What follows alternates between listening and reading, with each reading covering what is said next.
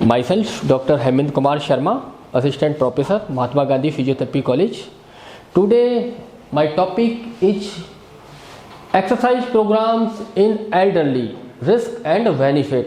देखिए, कई पेशेंट एक दूसरे को देखकर, टीवी पे देखकर, यूट्यूब पर देखकर एक्सरसाइज करते हैं, जबकि ऐसा नहीं है।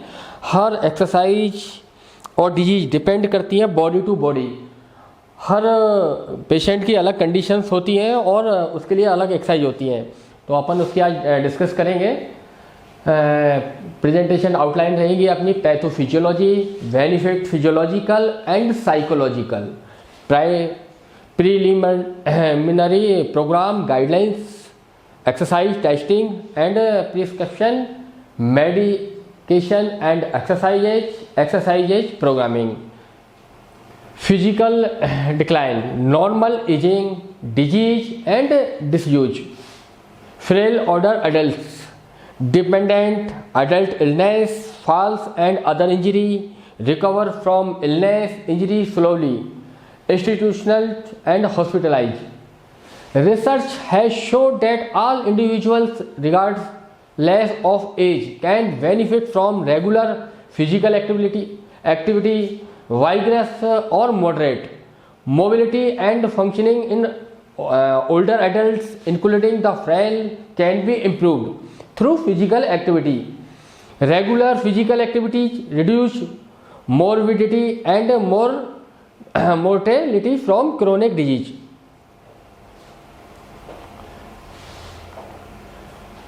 इसके बाद है फिजियोलॉजिकल चेंजेज। क्या क्या फिजियोलॉजिकल चेंजेज आते हैं पेशेंट में?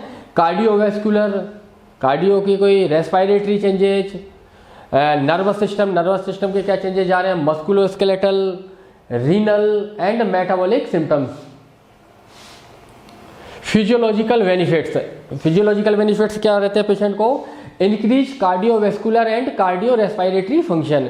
क्या इंक्रीज होते हैं अपने के कार्डियोवैस्कुलर और कार्डियो रेस्पिरेटरी फंक्शन अपने इंक्रीज हो जाते हैं। Increase muscle mass, strength and efficiency.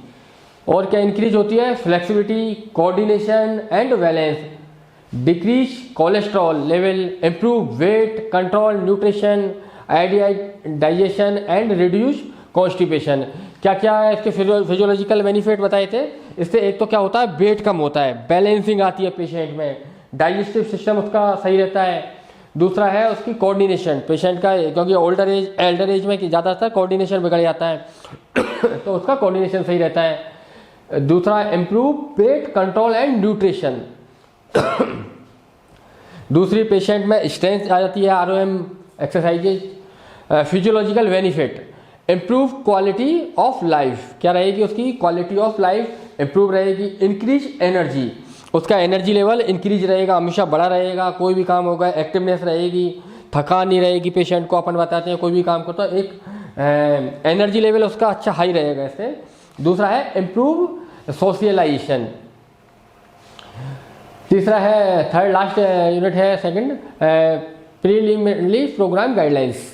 Medical history, देखो पेशेंट की अपन को मेडिकल हिस्ट्री बहुत ज़्यादा ज़रूरी है कि उसको कोई डिजीज़ तो नहीं है, हेरिडिटी क्या है, तो मेडिकल हिस्ट्री, कोई डायबिटीज़ तो नहीं है उसको, ब्लड प्रेशर तो नहीं है, या कोई न्यूरोलॉजिकल प्रॉब्लम पार्किंसंस तो नहीं है, तो अपन को मेडिकल हिस्ट्री ज़्यादा इंपॉर्टेंट है उसकी जानना। दूसरा है मेडिकेशन हिस्ट्री, पेशेंट की क्या मेडिसिन चल रही है। मान लो कोई हैवी मेडिसिन चल रही है, उसकी वजह से तो उसको कोई पेशेंट को दिक्कत नहीं आ रही है, तो अपन को ये जानना उसकी ज़रूरी है। फिर है सोशल हिस्ट्री, पेशेंट की सोशल हिस्ट्री बहुत ज़रूरी है क्योंकि कुछ डिजीज हेरिडिटी से भी होती हैं। दूसरा है एक्सरसाइज हिस्ट्री। कई पेशेंट, मैंने जैसा कि आपको फर्स्ट उसमें बताया था कि खुद ही टीवी पे दूसरों को देखकर उसकी एक्सरसाइज कर लेते हैं, तो कई बार ज़्यादा गलत एक्सरसाइज से भी पेन वगैरह पेशेंट के बढ़ जाता है, पोस्चरल खराब हो जाता है। तो उसको कोई भी जो भी एक्सरसाइज कर रहा है तो उसकी पता लगाना जरूरी है कि क्या एक्सरसाइज चल रही है। Participant consent, physician consent, physiological assessment patient का, this is very important. Physiological assessment, patient का फिजियोलॉजिकल असेसमेंट अपन को जरूरी है क्योंकि फिजियोलॉजिकल प्रॉब्लम की वजह से भी, पोस्चरल प्रॉब्लम की वजह से भी पेशेंट के पेन वगैरह बढ़ जाता है। दूसरा है, लास्ट है साइकोलॉजिकल असेसमेंट।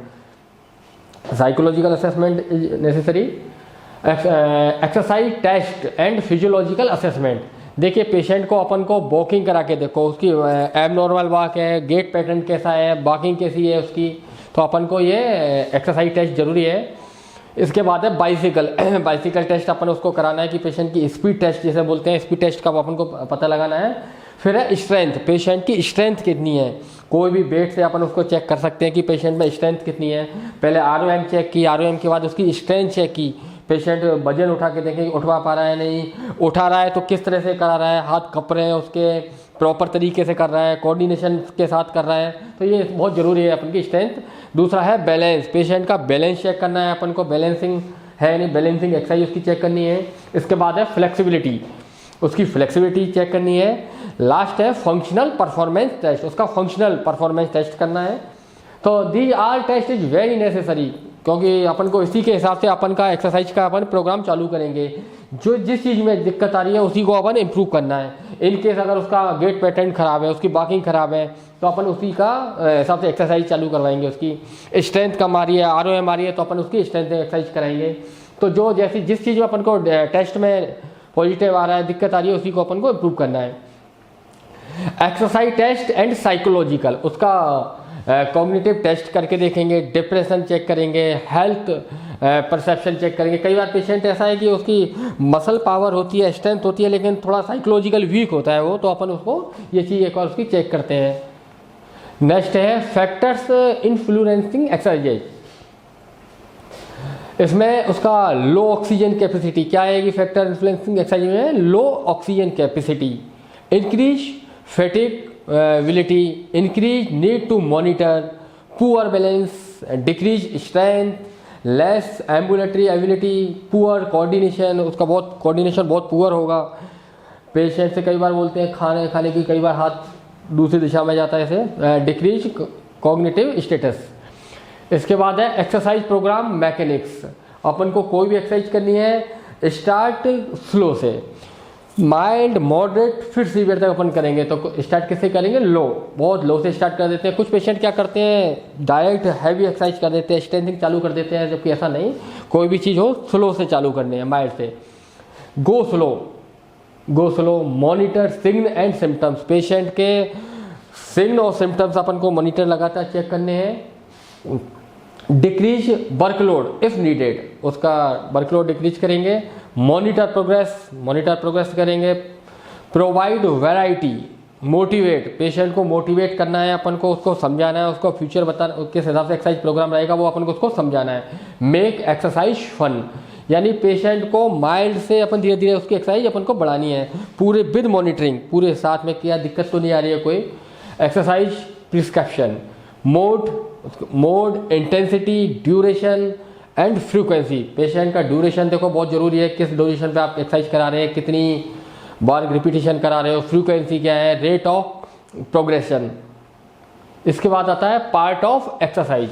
देखिए कोई भी एक्सरसाइज हो, सबसे पहले अपन को क्या करना है, उसको वार्म अप से चालू कराना है, वार्म अप कराओ, इसके बाद स्टिमुलस कराओ एंड लास्ट में cool down is very necessary.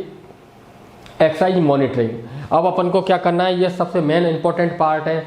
कई लोग एक्सरसाइज चालू करते हैं, लेकिन अपन को क्या है उसकी साथ में हार्ट रेट चेक करनी है बीच बीच में। कई बार उसकी हार्ट रेट बढ़ तो नहीं रही है, कोई दिक्कत तो नहीं हो रही है, उसका ब्लड प्रेशर तो हाई नहीं हो रहा, अचानक कोई पसीने तो नहीं आ रहे हैं, या उसको कोई चक्कर वगैरह तो नहीं आ रहे हैं, हेडेक तो नहीं हो रहा है, तो ये सब चीज़ अपन को चेक करनी है। पेशेंट मॉनिटरिंग बहुत ज़रूरी है। एल्डर पेशेंट में मॉनिटरिंग अपन को लगातार करनी है हर एक्सरसाइज की। कई बार ज़्यादा रनिंग कर लेते हैं, ज़्यादा साइकिलिंग कर लेता है पेशेंट, तो उसका बीपी हाई तो नहीं हो रहा, ब्लड प्रेशर हाई तो नहीं हो गया, लो नहीं हो गया, हार्ट रेट क्या रही, तो ये अपन को लगातार चेक करना, मॉनिटरिंग रखनी है इस पर। दूसरा है वेट, पेशेंट को जो भी एक्सरसाइज कराए वो अकॉर्डिंग टू उसके वेट के हिसाब से अपन को एक्सरसाइज करानी है, क्योंकि हैवी वेट वाले की थोड़ी सी एक्सरसाइज करने में हार्ट रेट बढ़ जाती है, ब्लड प्रेशर बढ़ जाता है, तो थोड़ा उन्हीं हिसाब से। दूसरा है अपन को वेट चेक भी करना है उसका। अपन कोई भी सेशन स्टार्ट करें तो एक बार आए पेशेंट उसका वेट चेक करें, फिर 10-15 दिन के सेशन के बाद उसका वेट पे भी मॉनिटरिंग करनी है कि वेट बढ़ रहा है घट रहा है कैसा क्या, तो उसका अपन को ये बहुत ज़्यादा ज़रूरी है। इसके बाद है रेटिंग्स ऑफ परसेप्ड एक्सर्शन RPE। इसके बाद आता है रिस्क एंड कॉन्ट्रा इंडिकेशन। देखिए हर पे मैंने आपको फर्स्ट लाइन में बताया था, टॉपिक स्टार्ट किया था, it's depend body to body. हर पेशेंट का डिपेंड करता है कि उसकी बॉडी टू बॉडी। कहीं एबनॉर्मल हार्ट एक्शन, अपन को क्या क्या इसमें चेक करना है, उसका एबनॉर्मल हार्ट एक्शन। दूसरा है पेन, पेशेंट के पेन तो नहीं हो रहा, कोई एक्सरसाइज ऐसी गलत एक्सरसाइज कर रहा है या कोई ऐसा नहीं कर रहा है जैसे दर्द बढ़ रहा हो, तो अपन को वो एक्सरसाइज को रोक देना है। और अपना एम क्या रहेगा, अगर मान लो एक्यूट कंडीशन में रहा है तो आइस से उसको पेन कम करना, स्वेलिंग वगैरह तो नहीं होगी, उसको करेक्ट करना। और वो जो जिस एक्सरसाइज को वो ज़्यादा कर रहा है उसको उसकी वजह से कहीं दर्द बढ़ रहा हो तो वो एक्सरसाइज रॉन्ग एक्सरसाइज। एक पेशेंट 2 kg वेट से 1 kg वेट से वेट लिफ्ट कर रहा है, एक पेशेंट ½ kg वेट से कर रहा है। 2 kg वाला बिल्कुल सही कर रहा है, उसका कोई दिक्कत नहीं, और हाफ से दिक्कत हो रही है, तो ये डिपेंड करता है बॉडी टू बॉडी, उसकी बॉडी स्ट्रक्चर कैसा है, उसकी बॉडी में ताकत कितनी है, स्ट्रेंथ कितनी है। तो अपन को ऐसा नहीं कि सामने वाला 2 किलो कर रहा है तो अपन भी 2 किलो से ही कराएं, तो ये करता है बॉडी टू बॉडी डिपेंड। उसको रोक देना, बेड मूवमेंट अगर पेन बढ़ता है उसका या कोई प्रेशर इन चेस्ट पे वजन आ रहा है, कोई ज़्यादा वेट कर रहा है या ज़्यादा रनिंग कर रहा है, तेज चल रहा है अपना, तो उसको अपन को क्या करना है, उस एक्सरसाइज को रोक देना है और उसको स्लो से चालू करना है, जैसा कि अपन ने बताया। इसके बाद है डिजीनेस, पुअर कोऑर्डिनेशन। पेशेंट का कोऑर्डिनेशन अपन को पुअर तो नहीं हो रहा है, उसका पहले के मुकाबले कम तो नहीं हो रहा है, तो ये अपन को चेक करना है। दूसरा है failure up to and arthritic condition. Nausea, patient को कहीं वॉमिटिंग तो नहीं हो रही है, ब्लीडिंग तो नहीं हो रही है, ये अपन को लगातार मॉनिटरिंग चेक करना है। एक्सट्रीम ब्रीथलेस, उसको सांस लेने में दिक्कत नहीं आ रही, कोई ऐसी हैवी एक्सरसाइज कर रहा है जैसे ब्रीथिंग एक्सरसाइज आ रही है, तो उस हैवी एक्सरसाइज को रोको, ब्रीथिंग एक्सरसाइज चालू करो, थोड़ा रेस्ट कराओ उसको। इसके बाद आता है मस्कुलर पेन। पेशेंट का कोई मस्कुलर पेन तो नहीं है, पेशेंट के अगर मस्कुलर पेन हो रहा है कोई, इसका मतलब कोई कहीं ना कहीं वो गलत एक्सरसाइज कर रहा है, ज़्यादा स्ट्रेंथनिंग एक्सरसाइज कर रहा है, तो उसको अपन को रोकना है। इसके बाद आता है अनयूजुअल फैटिक, मेंटल कन्फ्यूजन। कई बार पेशेंट को इतनी एक्सरसाइज बता देते हैं कि वो मेंटल कन्फ्यूजन हो जाता है और गलत एक्सरसाइज में भी करने लग जाता है, तो अपन को उनको रोकना है। पेशेंट ये कुल मिला के अपन को उसके कॉन्ट्राइंडिकेशन को ध्यान रखना है। पेशेंट की मॉनिटरिंग मैंने जो आपको बताया था वो इंपॉर्टेंट है, हर चीज़ में अपन को इसको वो रखना है अपना। Thank you.